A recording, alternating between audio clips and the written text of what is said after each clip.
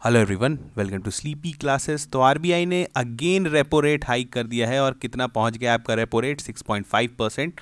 तो आपके लोन महंगे होने वाले हैं, आपके ईएमआईज महंगे होने वाले हैं। और उन्होंने जो है रियल जीडीपी ग्रोथ को भी जो है जो मतलब प्रोस्पेक्टिव बताया है कि वो 6.4% रहने वाला है फॉर फाइनेंशियल ईयर 23 एंड 24। ठीक है, तो चलिए हम लोग देखते हैं थोड़ा सा इस डिसीजन के द्वारा क्यों लिया गया है। आपको पता है जो रेट हाइक्स होता है ये किसके द्वारा किया जाता है? मॉनेटरी पॉलिसी कमेटी, उसके बारे में भी हम लोग लास्ट में देखेंगे। और जो है पिछला एमपीसी का मीटिंग कब हुआ था? दिसंबर में, उस समय भी रेट हाइक किया गया था। और अभी जो है वेंसडे को ये डिसीजन फिर से लिया गया है कि हमें रेट बढ़ाना है। अगर आप पिछले कुछ महीनों का ट्रेंड देखें, अगर हम लोग बात करें 2022 में, अगर आप यहाँ पर देख पा रहे हैं तो अगर आप डेटा को देखेंगे तो बहुत आपको समझ में आएगा कि अभी आरबीआई जो है वो कितना हॉकिश मॉनेटरी पॉलिसी फॉलो कर रही है। अगर आप देखेंगे 22/5 को, अगर आप देखते हैं यहाँ पर अगर आप देखेंगे 4/5 को 2022 की बात करें तो मई 2022 से लेकर जो है अभी तक आप 6.25 है आपका जो दिसंबर में था, एंड नाउ इट इज 6.5। तो करीबन 250 बोल सकते हैं, 250 बेसिस पॉइंट से जो है आपका जो रेपो रेट को हाइक किया गया है। ठीक है, अब ये हॉकिश मनी पॉलिसी आपका क्यों पता है? क्योंकि अभी आपको पता है आरबीआई ने बोला है, अपना स्टैंड क्लियर किया है कि वो अभी भी किस में है? Withdrawal of accommodation. Withdrawal of accommodation किसको बोलते हैं? बेसिकली एक वैसा स्टैंड या एक बोल सकते हैं वैसा पॉलिसी आरबीआई फॉलो कर रही है जिस समय जो है वो मनी सप्लाई जो है उसको घटाने का कोशिश कर रही है इकॉनमी से। क्योंकि आपको पता है इन्फ्लेशन ऑल टाइम हाई है, चाहे आप सीपीआई की बात करें जो कि ये आरबीआई यूज करती है फॉर इन्फ्लेशन टारगेटिंग, या फिर WPI हम लोग होलसेल प्राइस इंडेक्स की बात करें तो वो भी 10% का आंकड़ा छू रहा है, जो कि आप समझ रहे हैं कि हमारा इकॉनमी कितना ज़्यादा इन्फ्लेटेड है।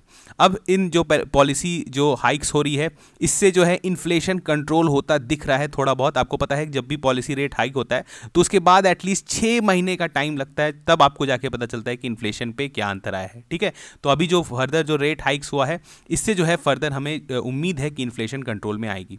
अब आपको पता है थोड़ा सा देख लेते हैं कि हॉकिश मॉनेटरी पॉलिसी किसको कहते हैं। इसको अगर आप बोलेंगे इकोनॉमी के टर्म में हम लोग दो नाम से और जानते हैं, हॉकिश, या इसको बोलते हैं हम लोग डियर मनी पॉलिसी, या हम लोग बोलते हैं टाइट मनी मॉनेटरी पॉलिसी। तो अगर आप क्या होता है बेसिकली ये जो different type of monetary policies हैं इसमें क्या होता है कि जो आपकी सेंट्रल बैंक होती है, जो हमारे केस में आरबीआई है, ये रेट्स को हाइक कर देती है। ये रेपो रेट्स जो हमारा, जिसको हम लोग पॉलिसी रेट भी बोलते हैं, क्योंकि हम लोग पॉलिसी रेट किसको यूज़ करते हैं? Repo rate. बाकी कंट्रीज़ में कुछ और दूसरा रेट्स होता है।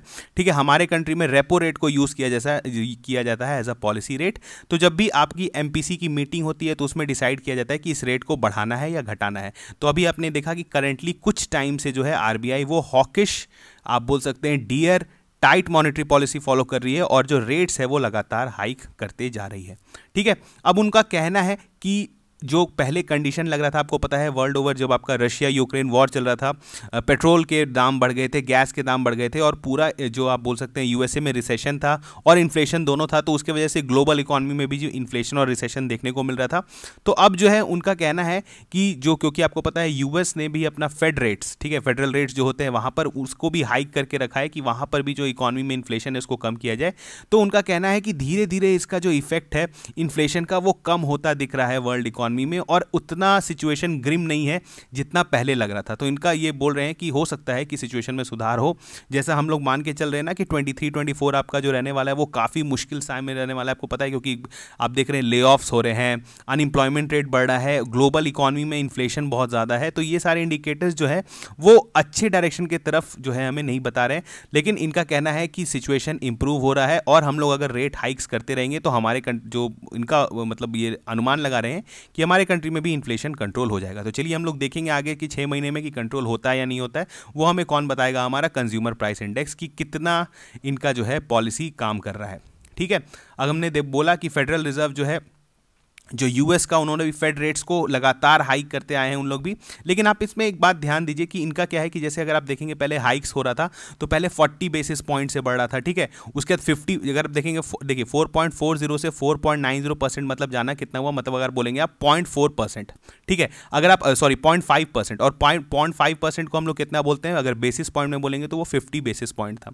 तो पहले देखिए जो इंक्रीज हो रहा था वो काफ़ी हो रहा था। पहले 50 बेसिस पॉइंट से एक बार में बढ़ा देना, आप समझ लीजिए बहुत बड़ा इंक्रीज इंक्रीज होता है, लेकिन आप देख रहे हैं धीरे धीरे जो इंक्रीज है वो घटता चला जा रहा है। जैसे 6.25% से अब सिर्फ 6.5% है, मतलब आप बोलेंगे 0.25% से बढ़ाया गया, यानी आप बोल सकते हैं 25 बेसिस पॉइंट से जो है बढ़ाया गया। तो बेसिस पॉइंट्स जो है वो कम होते जा रहे हैं, लेकिन अभी भी जो है वर्ल्ड ओवर सारे सेंट्रल बैंक्स जो है अपना फेडरल रेट्स या आप बोल सकते हैं पॉलिसी रेट्स को बढ़ाए जा रहे हैं। अब इंडिया का जो प्रोजेक्शन है, जो अगर आप बोलेंगे तो यहाँ पर आप देख रहे हैं, अगर आप पिछले कुछ सालों में CPI का डेटा देखें जो हमारा, जिसे RBI और या बोल सकते हैं आप मॉनेटरी पॉलिसी कमेटी यूज करता है फॉर इन्फ्लेशन टारगेटिंग। आपको बताना है कि इन्फ्लेशन टारगेटिंग हमारे कंट्री में कितना है मैंडेटेड, ठीक है, उसके बारे में आपको थोड़ा डिटेल पता होना चाहिए।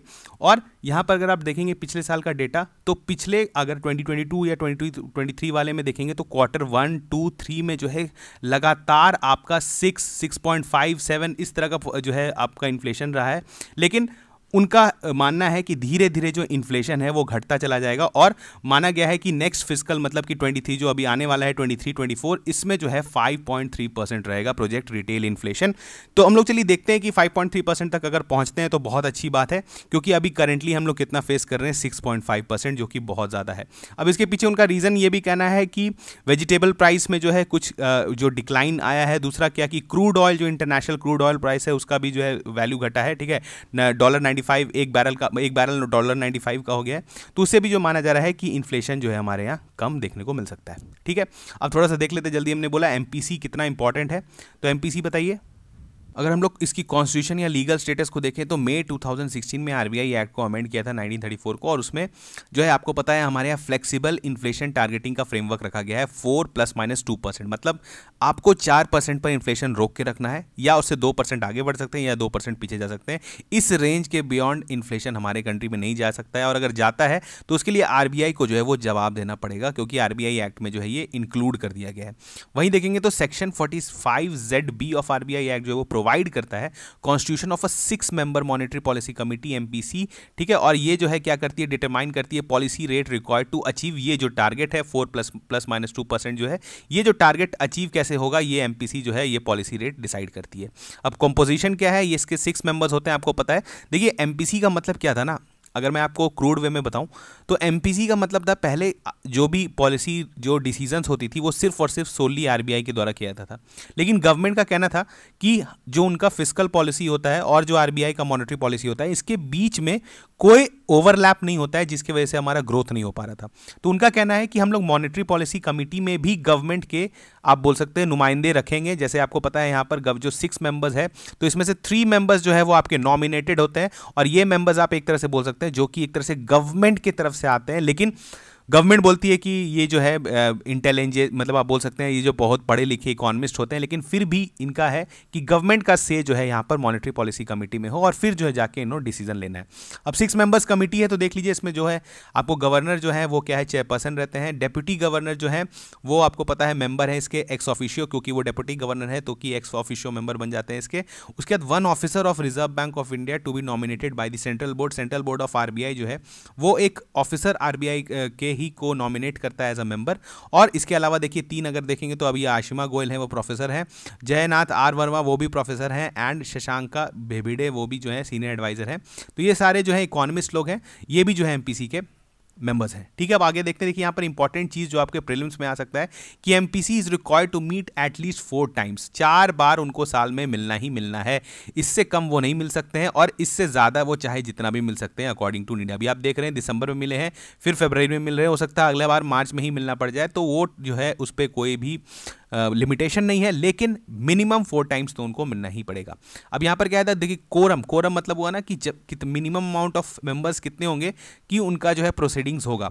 तो quorum of the meeting of MPC कितने हैं, 4 मेंबर्स। जब तक 4 मेंबर नहीं आते हैं आपका जो है मीटिंग स्टार्ट नहीं होता है। अगर हम लोग बोले each member of MPC has 1 vote, सब मेंबर्स को एक वोट मिला हुआ है, लेकिन in the event of equality of votes governor को जो है कास्टिंग वोट मिला हुआ है। कास्टिंग वोट क्या हुआ, जैसे अगर कभी टाई हो गया 3-3 तो एक गवर्नर किसी को दे सकते हैं और कोई भी साइड विन कर सकता है, ठीक है। यहां पर आप देखिए वीटो करने का पावर नहीं है, लेकिन कास्टिंग वोट है। यहां पर बहुत ध्यान दीजिए कि यहां पर गवर्नर वीटो नहीं कर सकते हैं, सर्वसम्मति से ही डिसीजन लेना पड़ेगा, लेकिन उनको एक कास्टिंग वोट मिलता है, एक्स्ट्रा वोट मिलता है इन केस ऑफ टाई, ठीक है, अब यहाँ पर देखिए each member of monetary policy committee writes a statement specifying the reason for voting in favour of against the propose resolution. अगर आप फेवर में बोल रहे हैं, जैसे अभी पॉलिसी रेट हाइक हुआ है, तो जो लोग फेवर में होंगे वो बताएंगे क्यों फेवर में है, कोई लोग अगेंस्ट है वो भी बताएंगे कि वो क्यों अगेंस्ट में है। ठीक है, तो ये सारा जो है रिकॉर्डेड डेटाज होता है। उसके बाद MPC determines the policy repo rate, हमने देखा इन्फ्लेशन टारगेटिंग करने के लिए 6.2% जो 7 दिसंबर को था, अब जो है वो कितना हो गया 6.5%। तो अगर डेटा भी आपसे पूछा जाता है, कोई भी स्टेट पीसीएस आप दे रहे हैं, बैंकिंग का एग्जाम दे रहे हैं या आरबीआई का एग्जाम देने वाले हैं, तो आपको पता है पॉलिसी रेट्स पूछा जाता है, तो अभी कितना है करंटली 6.5%। ठीक है, तो चलिए मिलते हैं नेक्स्ट लेक्चर में, तब तक थैंक यू।